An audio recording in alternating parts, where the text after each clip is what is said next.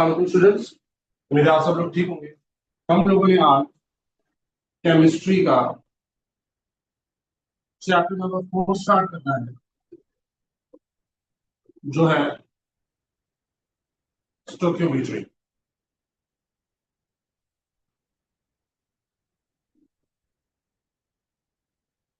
अब स्टोकियोमेट्री क्या है, स्टोकियोमेट्री का बेसिस क्या है, ये सारी बातें पढ़ेंगे।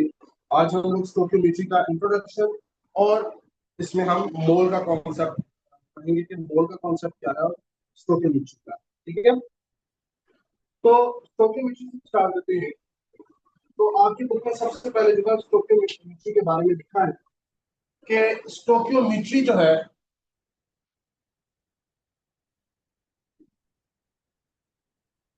स्टोकियोमेट्री वर्ड स्टोकियोमेट्री जो है डिराइव किया गया है दो ग्रीक वर्ड से। ये आप लोगों के लिए एमसीक्यू में पूछा जा सकता है, किन वर्ड से? ग्रीक वर्ड से जो है ये लिया गया है। कौन कौन से दो ग्रीक वर्ड है? एक है स्टोकियोन और दूसरा है न्यूट्रॉन। ठीक है, कौन कौन से दो वर्ड है?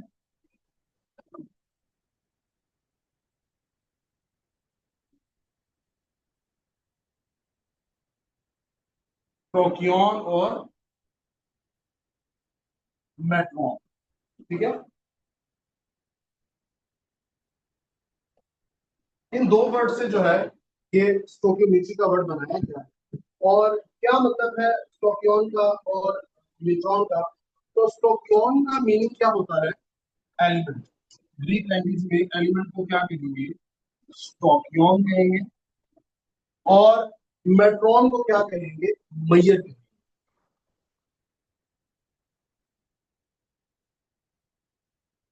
ठीक है, हमारे पास दो ग्रीक वर्ड्स हैं, स्टोकियोन और मेट्रॉन। इन दो वर्ड्स को मिलाकर वर्ड बनाया गया क्या? स्टीशियोमेट्री। स्टीकोमेट्री, जिसका क्या मतलब है? एलिमेंट्स और मैयर। तो अगर हम लोग इसकी डेफिनेशन का जिक्र करें तो डेफिनेशन क्या होगी इसकी? अच्छा जी, क्या कह रहे हैं वो? Stoichiometry is the branch of chemistry in which the relationship between amounts of reactants and products in a balanced chemical equation। तो क्या कह रहे हैं, हमारे पास एक बैलेंस्ड केमिकल इक्वेशन होगी। बैलेंस्ड केमिकल इक्वेशन का सबसे पहले हमें मतलब समझना है।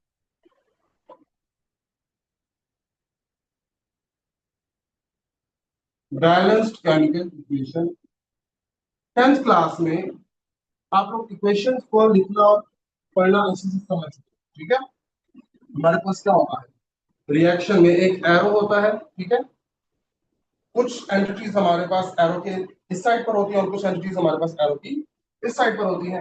तो जो एंटिटीज हमारे पास एरो की इस साइड पर होंगी उनको हम क्या कहते हैं? रिएक्टेंट्स कहते हैं। और जो हमारे पास इस साइड पर होती है वो क्या होती है? प्रोडक्ट्स होती है। इन इजी वर्ड्स, रिएक्टेंट्स मिलके क्या बनाते हैं? प्रोडक्ट्स बनाते हैं। ठीक है, इन इजी वर्ड्स क्या बनाते हैं? रिएक्टेंट्स मिलके क्या बनाते हैं? प्रोडक्ट्स बनाते हैं। ठीक है, तो हम स्टोकियोमेट्री में क्या पढ़ते हैं कि अगर हमारे पास बैलेंस केमिकल इक्वेशन हो, यानी कि हमारे पास जितने एटम्स किसी भी एलिमेंट के, जितने एटम्स हमारे पास रिएक्टेंट्स में मौजूद होंगे उतने ही एलिमेंट्स हमारे पास किसमें मौजूद हो? प्रोडक्ट्स में मौजूद हो। तो हम क्या कहेंगे कि वो क्या है? एक बैलेंस्ड केमिकल इक्वेशन है। लेट्स सपोज मैं रिएक्शन लिखता हूं, CaCO3 ये बना रहा है calcium oxide plus carbon dioxide. ठीक है, तो अब मैं ये कहता हूं कि अब एलिमेंट में मैं इस रिएक्शन में लिखूंगा कि रिएक्टेंट्स में मेरे पास क्या है? एक कैल्शियम है, एक कार्बन है और 3 ऑक्सीजन है। ठीक है, अगर तो मेरे पास प्रोडक्ट्स में भी ये रिएक्टेंट्स, ये हमारे पास एटम्स इतने इतने ही आ जाए। यहां पर अगर मैं देखूं तो पूरी हमारे इसमें कैल्शियम कितना है? एक कैल्शियम है, कार्बन भी एक है और ऑक्सीजन एक ये और दो ये। तो टोटल ऑक्सीजन हमारे पास कितने हैं? 3 ऑक्सीजन है। ठीक है, तो ये मेरे पास क्या होगी? एक बैलेंस्ड केमिकल इक्वेशन आ गई कि इसमें हमारे पास जितने रिएक्टेंट्स थे उतने ही हमारे पास क्या है? प्रोडक्ट्स है तो इसको हम क्या कहेंगे, एक बैलेंस्ड केमिकल इक्वेशन कहेंगे। तो अब स्टोइकियोमेट्री से इसका क्या रिलेशन है, हम स्टोइकियोमेट्री में एक बैलेंस्ड केमिकल इक्वेशन में रिएक्टर्स और प्रोडक्ट्स की अमाउंट्स को स्टडी करते हैं, ये हम कहते हैं, ये क्या है, इस स्टडी को हम क्या कहते हैं, स्टोइकियोमेट्री। मैं दोबारा बता देता हूँ, केमिस्ट्री की वो ब्रांच जिसमें हम एक बैलेंस केमिकल रिएक्शन में, एक बैलेंस केमिकल इक्वेशन में रिएक्टर्स और प्रोडक्ट्स, रिएक्टर्स और प्रोडक्ट्स में हम नंबर ऑफ एटम्स देखेंगे कि अगर दोनों तरफ नंबर ऑफ एटम्स सेम है या नहीं है, हम दोनों तरफ रिएक्टर्स की अमाउंट और प्रोडक्ट्स की अमाउंट्स को देखेंगे, इनको हम स्टडी करेंगे। तो हम इसमें स्टडी कर रहे हैं, इसलिए किस ब्रांच में हम स्टडी करेंगे, स्टोइकियोमेट्री में करेंगे। मैं एक बार दोबारा से डेफिनेशन पढ़ देता हूं। Stoichiometry is the branch of chemistry, ये केमिस्ट्री की वो ब्रांच है in which the relationship between amounts of reactors and products, हम इसमें अमाउंट रिएक्टर्स और प्रोडक्ट्स के अमाउंट्स का रिलेशनशिप पढ़ेंगे in a balance chemical reaction, एक balance chemical balance chemical equation, एक बैलेंस केमिकल इक्वेशन में हम इसका रिलेशनशिप पढ़ेंगे। ठीक है, आई होप ये आपको समझ में आ गया होगा, इसमें एज सच कोई भी मुश्किल कॉन्सेप्ट नहीं है। ठीक है, इसके बाद वो आगे बैलेंस केमिकल इक्वेशन के बारे में बता रहे हैं कि आप बैलेंस केमिकल इक्वेशन है, सेम नंबर ऑफ एटम्स होगी, और इस तरह की बातें मैंने आपको बताई थी कि एक बैलेंस केमिकल इक्वेशन होती है जिसमें हमारे पास रिएक्टेंट्स और प्रोडक्ट्स में क्या हो, नंबर ऑफ एटम्स किसी भी एलिमेंट में क्या होने चाहिए, सेम होने चाहिए। ठीक है, चलिए आगे देखते हैं। अब आगे जो है वो हमें ये बताता है कि स्टोइकियोमेट्री कैलकुलेशन जो है हमारे पास, इसके अंदर जो हमारे पास स्टोइकियोमेट्रिक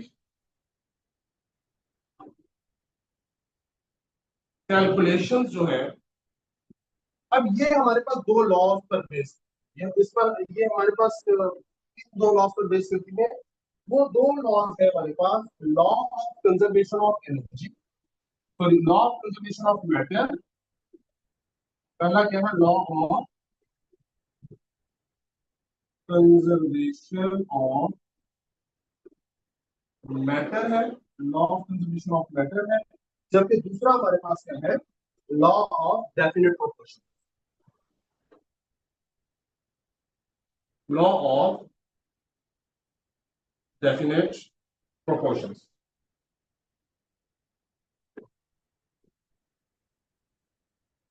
अब वो क्या कहते हैं, law of conservation of matter में और लॉ ऑफ डेफिनेट प्रोपोर्शन। ठीक है, law of conservation of matter बहुत ही मशहूर जमाना हमारे पास एक लॉ है जिसमें हम लोग क्या बताते हैं कि इस दुनिया में ना ही मैटर को बनाया जा सकता है, ना ही मैटर को तबाह किया जाता है। Matter can not be created not destroyed. ठीक है, ना ही मैटर को बनाया जा सकता है, ना ही मैटर को डिस्ट्रॉय किया जा सकता है। ठीक है, तो क्या है, matter can never be created nor destroyed. ना ही हम मैटर को बना सकते हैं, ना ही मैटर को हम क्रिएट कर सकते हैं, ना ही मैटर को तबाह कर सकते हैं, बल्कि क्या कर सकते हैं, हम इस मैटर को किसी और फॉर्म में चेंज कर सकते हैं, हम मैटर को चेंज कर सकते हैं एक शक्ल से दूसरी शक्ल। ठीक है, इसकी एक छोटी सी एग्जांपल अगर मैं आपको देना चाहूँ, तो हम बर्फ बना नहीं रहे। अगर हम लोग कहते हैं कि हम फ्रीजर में रख के बर्फ बना रहे हैं, तो हम लोग क्या करते हैं, सिर्फ पानी की शक्ल चेंज कर रहे हैं। ठीक है, इसी तरह मैं कहता हूँ बर्फ पिघली यानी कि बर्फ खत्म हो गई, नहीं, मैटर खत्म नहीं हुआ, वो मैटर ने सिर्फ अपनी शक्ल चेंज की है कि वो बर्फ से किसमें कन्वर्ट हो गया है, पानी में। किसी तरह मैं पानी को बॉयल कर देता हूँ, तो पानी खत्म नहीं हुआ, पानी क्या हुआ, सिर्फ और सिर्फ स्टीम में कन्वर्ट हुआ, उसकी सिर्फ शक्ल चेंज हुई है, पानी या मैटर खत्म नहीं हुआ। ठीक है, अब लॉ ऑफ डेफिनेट प्रोपोर्शन क्या कहते हैं। अच्छा, इसी तरह अगर मैं ट्रिग्नोमेट्री के रिलेटेड मैं law of conservation of matter को देखूं, तो स्टिक्योमेट्रिक में हमें law of conservation of matter कहाँ नजर आता है, कि मैंने जो रिएक्शन लिखा था, मैं दोबारा यहाँ पर लिख देता हूँ एक मरतबा।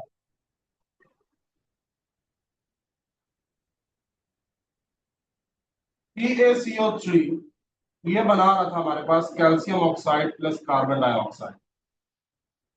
ठीक है, तो आपको नजर आ रहा है कि हमारे पास कैल्शियम कार्बोनेट जो है वो खत्म नहीं हुआ, सिर्फ और सिर्फ क्या हुआ, उसकी शक्ल चेंज हुई है, उसकी सिर्फ और सिर्फ अब ये कह लें कि फॉर्म चेंज हो गई है। अब वो किसमें कन्वर्ट हो गया, कैल्शियम ऑक्साइड में, और किसमें, कार्बन डाई ऑक्साइड में कन्वर्ट हो चुका है।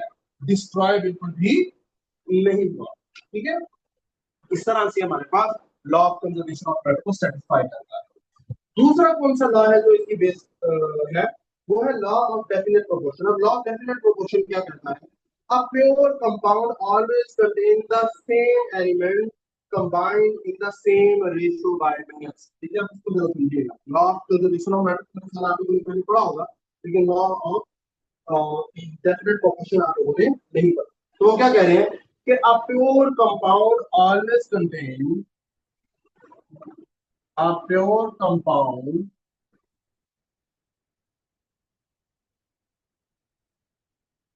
always contain, क्या कंटेन करता है, the same element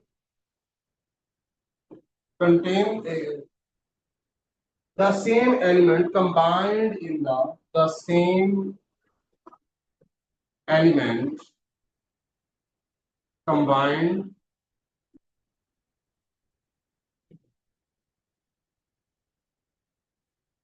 in the same ratio by mass, in the same ratio by mass। अब इसको जरा समझिए। वो ये कह रहे हैं कि हमारे पास कोई भी प्योर कंपाउंड है, ठीक है, वो क्या करता है, उसमें सेम नंबर ऑफ एलिमेंट्स होते हैं। मैं ये कहता हूं ये H2 है, ठीक है। अब मुझे पता है कि इस H2 में मुझे नजर आ रहा है कि हाइड्रोजन कितने हैं, दो हाइड्रोजन, ठीक है। वो किस रेशो बाय मास में मिले हैं, ये अभी हमारे पास क्या है, एक प्योर मैटर। ये हमारे पास क्या है, एक प्योर मैटर है, ठीक है। मैं इसी तरह अगर एक कंपाउंड लिखता हूँ H2O, ठीक है। अब H2O जो है हमेशा जो है एक सेम रेशो बाय मास से ही बनेगा।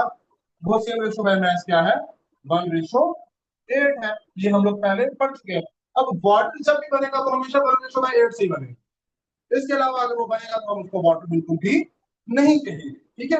इसी तरह मैं कार्बन डाइऑक्साइड बनाता हूँ या मैं कार्बन मोनोऑक्साइड बनाता हूँ, उसके लिए क्या है, सेम रेशो बाय मास का होना बहुत ज्यादा जरूरी है। अगर उसका रेशो बाय मास सेम नहीं होगा तो वो कंपाउंड कभी भी नहीं बन सकता, ठीक है। तो मुझे उम्मीद है कि आपको समझ में आ चुकी होगी बात। ये दो लॉज हैं, लॉ ऑफ डेफिनेट प्रोपोर्शन और law of conservation of matter, जो कि क्या है, बेस है, ठीक है। अगर इस यहां तक क्वेश्चन है तो प्लीज आप लोग मुझसे चैट में पूछ सकते। चले आगे चलते हैं। नेक्स्ट आज हमारे पास टॉपिक है, वो है कॉन्सेप्ट ऑफ मोल।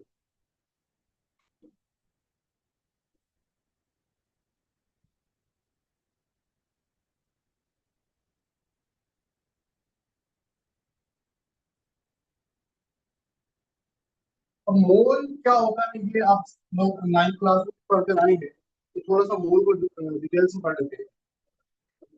आपकी बुक में जो डेफिनेशन लिखी है यहाँ से भी बता देता हूँ, और इसका मैं आसान भी आपको बता देता हूँ कि आपकी बुक में वो कह रहे हैं कि a mole is the amount of substance which contain as many elementary entities as there are atoms in 0.012 kg of carbon, ठीक है।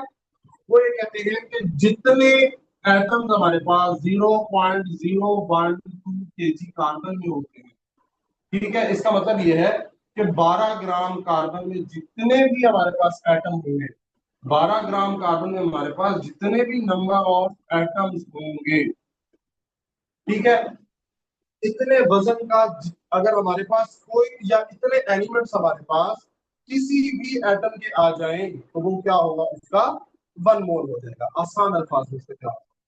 हमें पता है कि कार्बन का एटॉमिक नंबर कितना है, 12, सॉरी एटॉमिक मास, कार्बन का एटॉमिक मास कितना है, 12 है, ठीक है।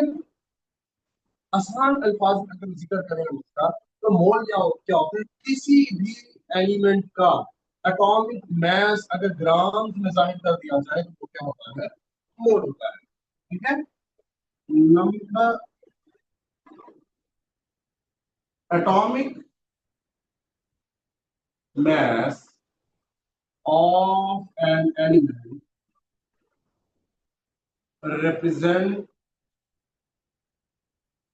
represented in grams is mole। आपकी बुक में भी उन्होंने यही बात की कि किसी एलिमेंट, अगर किसी भी एलिमेंट के नंबर ऑफ एटम्स बराबर हो कितने के, जितने नंबर ऑफ एटम्स हमारे पास 12 ग्राम कार्बन में, ठीक है, जितने number of atoms 12 gram carbon में होंगे इतने ही नंबर ऑफ एटम्स हमारे पास कितने होंगे 18 ग्राम, सॉरी 16 ग्राम ऑक्सीजन में होंगे। ये सारा कॉन्सेप्ट कितने नंबर ऑफ एटम्स होंगे ये सारी चीजें आप आगे चलकर बता देंगे। एक मिनट मैं इसमें आपको ये दे देता हूँ कि 9th क्लास में आप लोगों ने एवोगाड्रोस नंबर को, 9th क्लास में आप लोगों ने एवोगाड्रोस नंबर, 12 ग्राम कार्बन में एवोगाड्रोस नंबर ऑफ एटम्स मौजूद होते हैं, यानी कि कितने 6.02 इंटू 10 रेज की पावर 23 एटम्स। ठीक है, हमारे पास कितने नंबर ऑफ एटम्स मौजूद होते हैं 12 ग्राम कार्बन में। इसी तरह 16 ग्राम ऑक्सीजन में भी हमारे पास कितने होते हैं 6.02 इंटू 10 रेज की पावर 3 एटम्स होते हैं। ठीक है,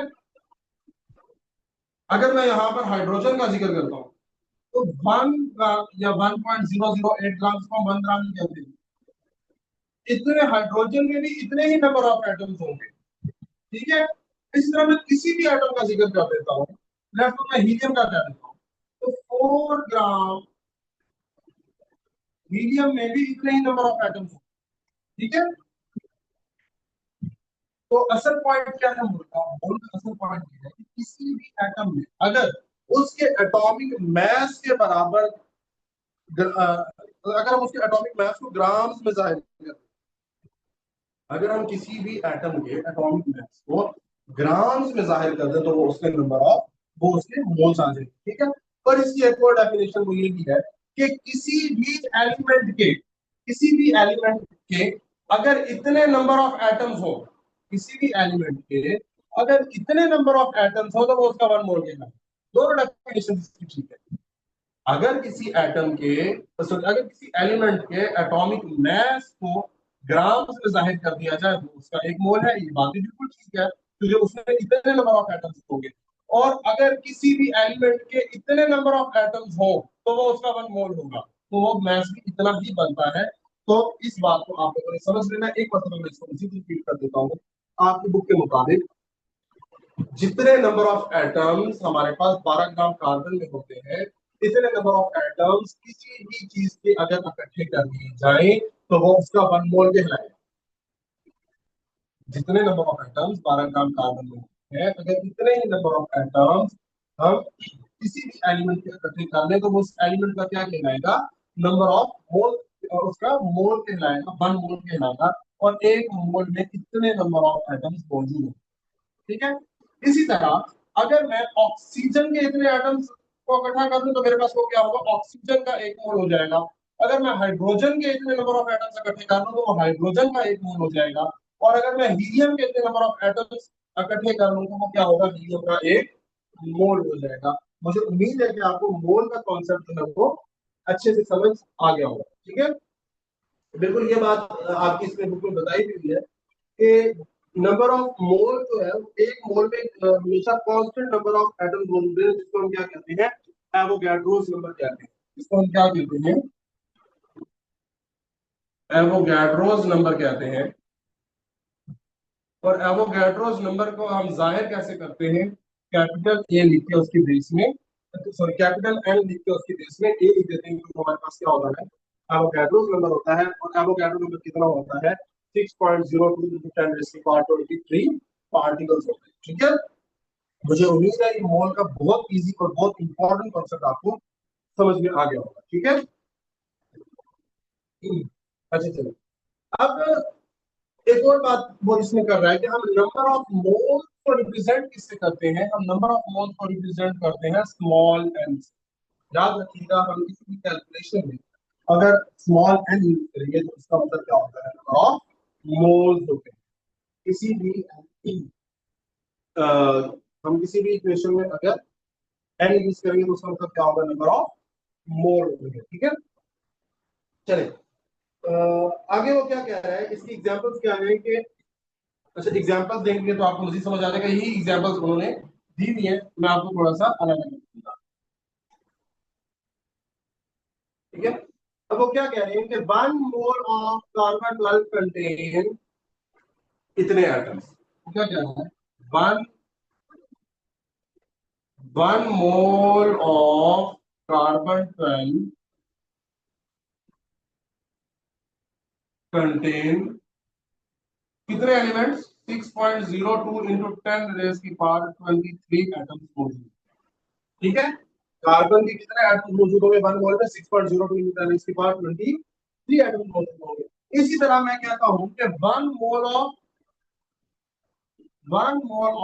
H2O। अब H2O के 1 मोल में कितने नंबर ऑफ एटम, कितने नंबर ऑफ मॉलिक्यूल्स होंगे, उसमें भी कितने ही नंबर ऑफ मॉलिक्यूल्स मौजूद होंगे। इसी तरह आगे वो कह रहे हैं कि 1 मोल ऑफ NaCl में कितने, 1 मोल ऑफ NaCl, तो उसमें भी कितने ही मॉलिक्यूल्स मौजूद होंगे या फार्मूला मैस मौजूद होंगे, इतने ही मौजूद।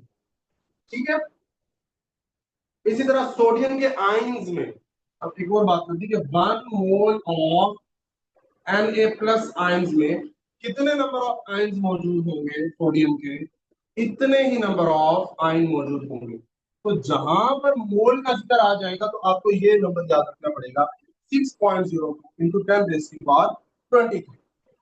1 मोल का मतलब क्या है, इतने एटम्स या इतने मॉलिक्यूल्स या इतने फार्मूला यूनिट्स या इतने आयंस। ठीक है, याद रखना इसका ताल्लुक सिर्फ एटम से नहीं है। अगर मैं कहता हूं मुझे 1 मोल ऑफ वाटर चाहिए, तो 1 मोल ऑफ वाटर का मतलब उसके मैस से रिलेटेड तो है, लेकिन उसमें नंबर ऑफ मॉलिक्यूल्स कितने होंगे वाटर के, इतने मॉलिक्यूल्स होंगे। ठीक है, अच्छा इसके इसमें एक खास बात मैं आपको और बता देता हूँ, नंबर ऑफ मोल्स आप लोग कैसे, एक इंटरेस्टिंग इंफॉर्मेशन मैं आपको देता हूँ। आप ये कहते हो कि आपने एक गिलास में 18 ग्राम वाटर लिया, आपने एक गिलास में कितने ग्राम वाटर ले लिया, 18 ग्राम वाटर। अब 18 ग्राम वाटर का मतलब क्या है, अगर मैं वाटर को देखूं तो ये बनता है H2O, 2 हाइड्रोजन और एक ऑक्सीजन है। ठीक है, अब हाइड्रोजन का एटॉमिक नंबर 1 होता है और किसमें, इसमें कितने हाइड्रोजन है, 2 है, प्लस ऑक्सीजन का जो, सॉरी एटॉमिक मास, और ऑक्सीजन का एटॉमिक मास कितना होता है, 16 होता है। ऑक्सीजन का एटॉमिक मास कितना होता है, 16 होता है। तो इसका टोटल मॉलिक्यूलर मास कितना बनता है, 18। ठीक है, इसका टोटल मॉलिक्यूलर मास कितना बनता है, 18 AMU। अगर मैं इस 18 को ग्राम्स में जाहिर कर दूं तो मैंने क्या कहा कि ये इसका क्या है, 1 मोल है। और इसके 1 मोल में कितने एटम मौजूद है, 6.02 इंटू 10⁻23 एटम्स मौजूद है। यानी कि अगर आपने एक गिलास में 18 ग्राम वाटर ले लिया है, तो इसका मतलब है कि आपने वाटर का क्या ले लिया है, 1 मोल ले लिया। ठीक है, इसी तरह मैं इसकी एक और बहुत ही आसान सी आप लोगों को बात ये बता देता हूँ कि अगर आप लोग ये कहते हो कि सर 18 ग्राम वाटर एक मोल हो गया, तो 36 ग्राम वाटर क्या बनेगा। अब आपने वाटर क्या कर दिया, डबल कर दिया, 18 ग्राम से आपने कितना कर दिया, 36 ग्राम कर दिया। ठीक है, तो अब 36 ग्राम को मैं क्या कहूंगा, ये वाटर के कितने हो गए, 2 मोल हो गए। इसी तरह कार्बन के अगर मैं कहता हूं कि कार्बन 12 जो है वो उसके 12 ग्राम 1 मोल है। ठीक है, तो उसके 24 ग्राम कितने मोल होंगे, उसके 24 ग्राम कितने मोल होंगे, कार्बन के 2 मोल होंगे। तो उसमें नंबर ऑफ एटम्स कितने मौजूद होंगे, तो उसमें नंबर ऑफ एटम्स के लिए मुझे क्या करना पड़ेगा, इसको 2 से मल्टीप्लाई करना पड़ेगा। ठीक है, तो मेरे पास कितने आ जाएंगे, 1 मोल की बजाय 2 मोल आ जाएगा। ठीक है, इसी तरह आप लोग ये फाइंड कर सकते हैं। ठीक है, अब इसके लिए जो है वो फॉर्मूला क्या है, ठीक है, moles, number of moles find करने का फॉर्मूला क्या,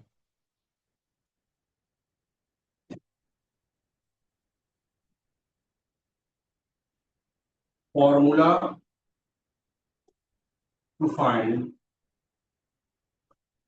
एम। ठीक है, अब मुझे number of, sorry, number of moles find करने का फार्मूला क्या है, यही फार्मूला है आपको बताया कि अगर मैं ये कहता हूँ कि 1 मोल ऑफ वाटर जो है, 1 मोल ऑफ वाटर जो है ये 18 ग्राम है। ठीक है, 1 मोल ऑफ वाटर कितने ग्राम है? 18 ग्राम है। तो 5 मोल ऑफ वाटर कितना होगा? या 2 मोल ऑफ वाटर क्या होगा? आप कहेंगे कि सर हम 18 को 2 से मल्टीप्लाई कर देते हैं, तो हमारे पास आएगा 18 multiply by 2 is equal to 36।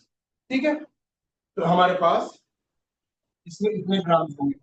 ठीक है, ये तो आपको समझ में आ गया। लेकिन अगर मैं आपसे ये कहता हूं कि लेट्स सपोज 100 ग्राम वाटर में कितने मोल्स होते हैं, तो अब इसके लिए आप थोड़ा सा शायद हो सकता है परेशान हो जाए, लेकिन उसका आंसर भी इसी के अंदर है कि आपने जब उसको मल्टीप्लाई किया तो इस केस में उसको डिवाइड कर देंगे। किसके साथ डिवाइड करेंगे? इसका फार्मूला देख लेते हैं। नंबर ऑफ मोल्स जो होते हैं, नंबर ऑफ मोल्स जिसको हम लोगों ने रिप्रेजेंट किया था स्मॉल एन से। ठीक है, नंबर ऑफ मोल्स जिसको हम रिप्रेजेंट किया था स्मॉल एन से, इसको फाइंड करने का फार्मूला है गिवन मैस, वो मैथ जो हमें दिया गया होगा। हो सकता है ये मैथ हमें फाइंड करना पड़ जाए। ठीक है, इसको हम सिंपल मैथ भी कह सकते हैं।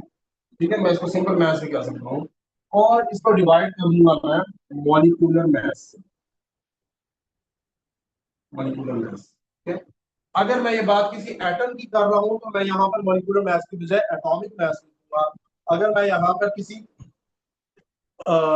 आयनिक कंपाउंड की बात कर रहा हूँ तो मैं मुझे यहाँ पर फॉर्मूला मैथ लिखना पड़ेगा। और अगर मैं यहाँ पर किसी आयन का जिक्र कर रहा हूँ तो मुझे उसके लिए भी आयनिक मैथ लिखना पड़ेगा। ठीक है, तो ये फार्मूला है हमारे पास नंबर ऑफ मोल्स फाइंड करने का, गिवन मैथ ओवर मोल, मॉलिक्यूलर मैथ और मोलर मैथ।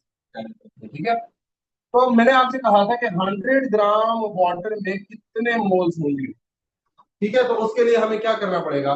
मैं नंबर ऑफ मोल्स का फॉर्मूला लगाऊंगा। गिवन मैथ हमारे पास कितना है? 100 ग्राम है, और हमारे पास मॉलिक्यूलर मैथ कितना है?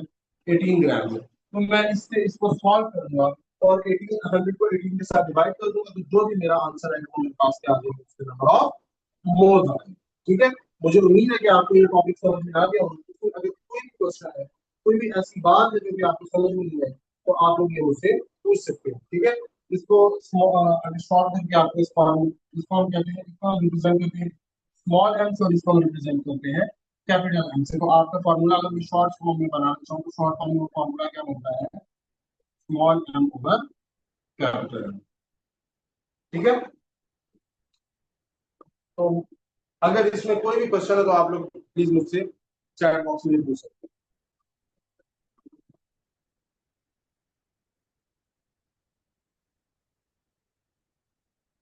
इस पर थोड़ी सी कमांड हासिल करने के लिए आप लोगों को क्या करना है?